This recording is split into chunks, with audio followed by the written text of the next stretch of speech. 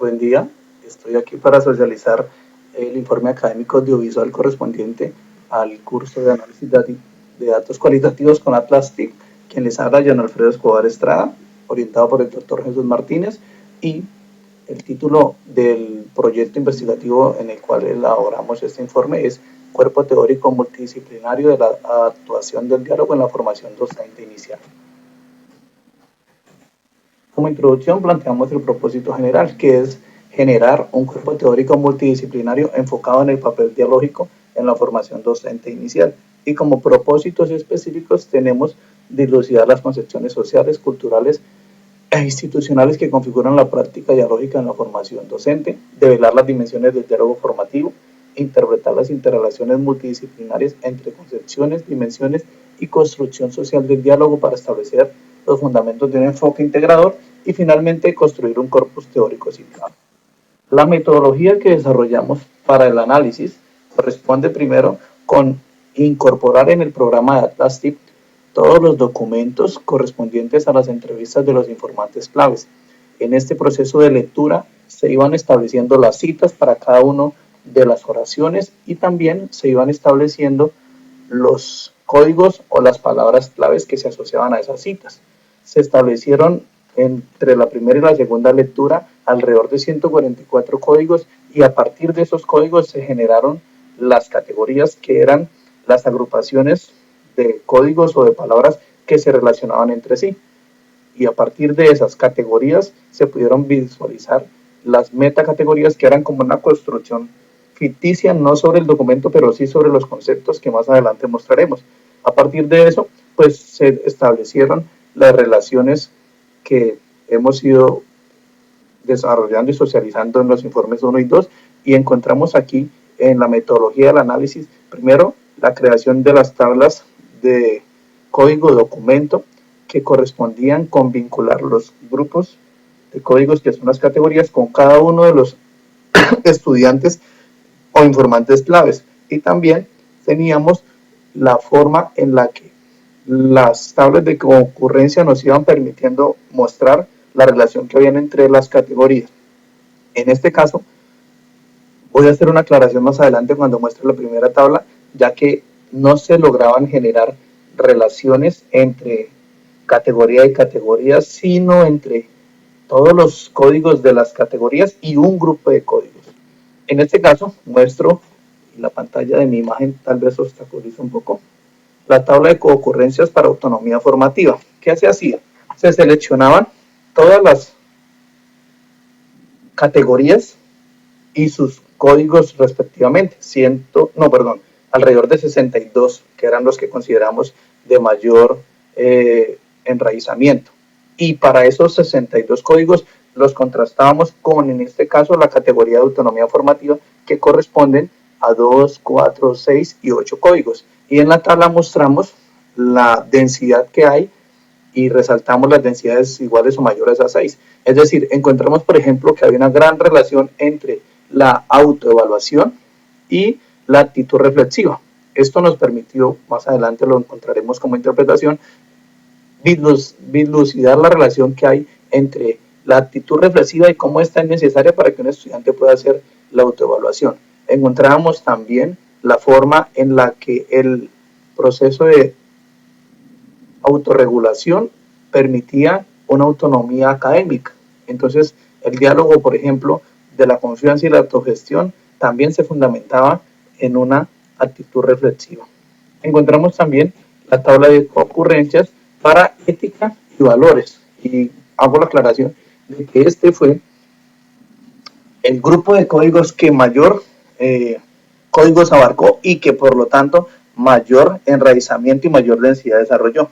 En este caso encontramos en términos del diálogo algunos elementos destacables como que la participación activa está vinculada con un respeto a la diversidad. Cuando se respeta la diversidad, entonces los chicos van a sentir que pueden participar activamente. Y también en el desarrollo de la honestidad intelectual es necesario que se puedan establecer vínculos de respeto.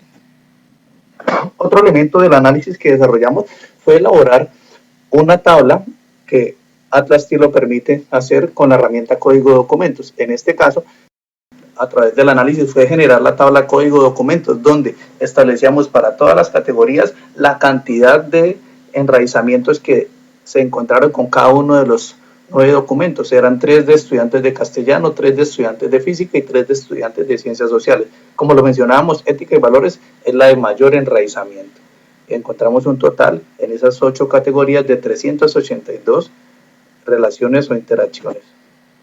Llegando al siguiente punto, se muestra en este caso la presentación e interpretación de los hallazgos a través de la matriz categorial.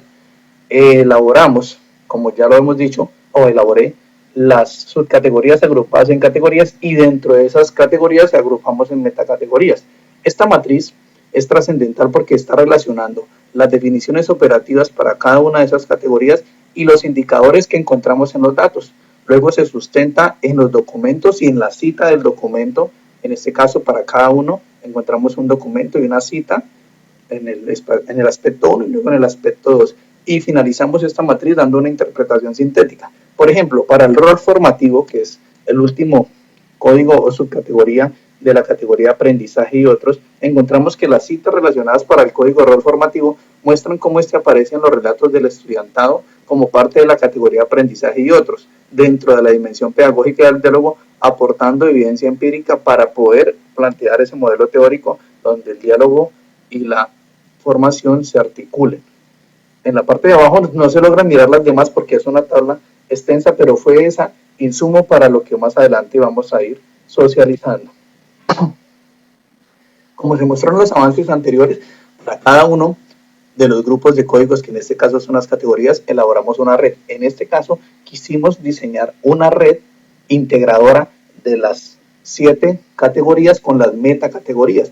Y encontramos relaciones como que la dimensión pedagógica del diálogo, que es una metacategoría, habilita la dimensión comunicacional del diálogo. La pedagogía del diálogo permite que haya una comunicación dialógica.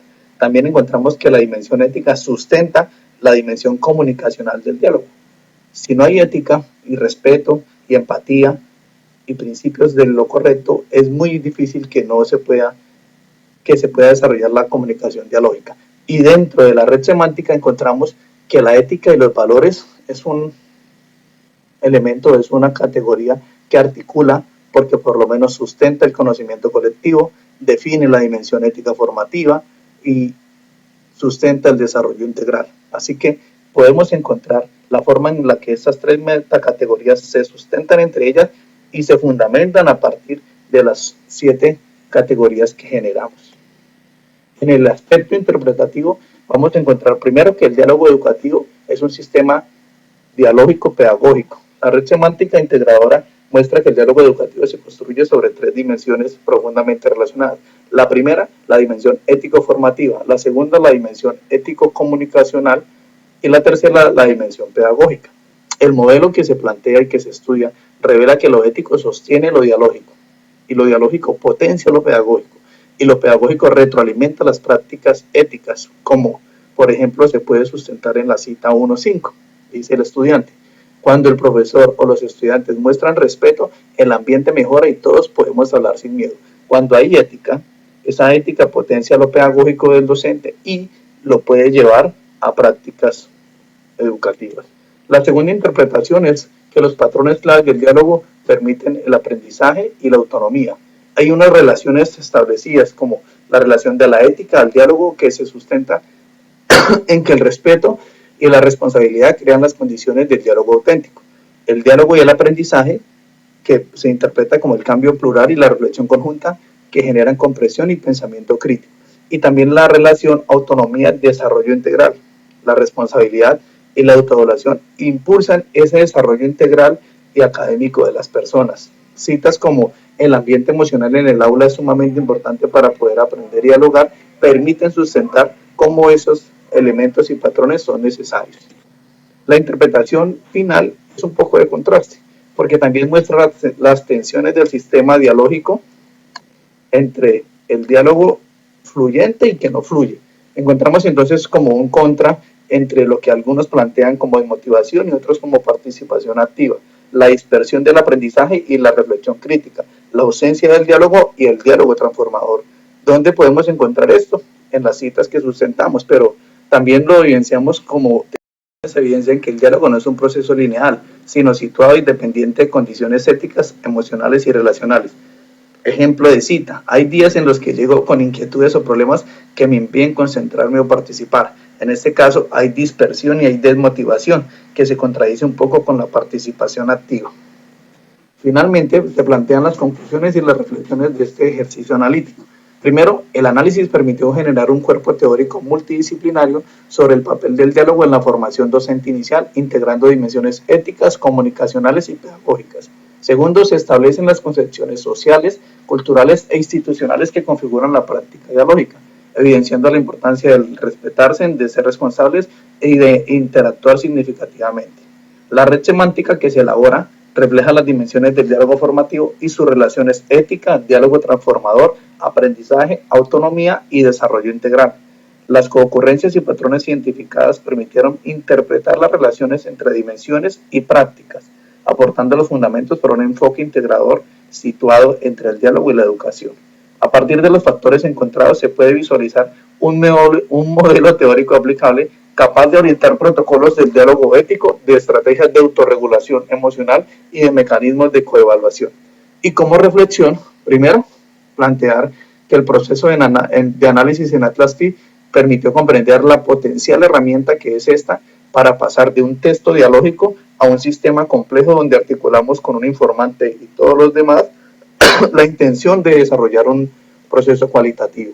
El análisis cualitativo requirió de versiones reiterativas, triangulación constante y depuración de categorías para lograr un modelo coherente. Y el mayor aprendizaje fue reconocer el valor de las redes semánticas para visualizar procesos educativos interdependientes y fundamentar teóricamente la formación docente. Muchas gracias.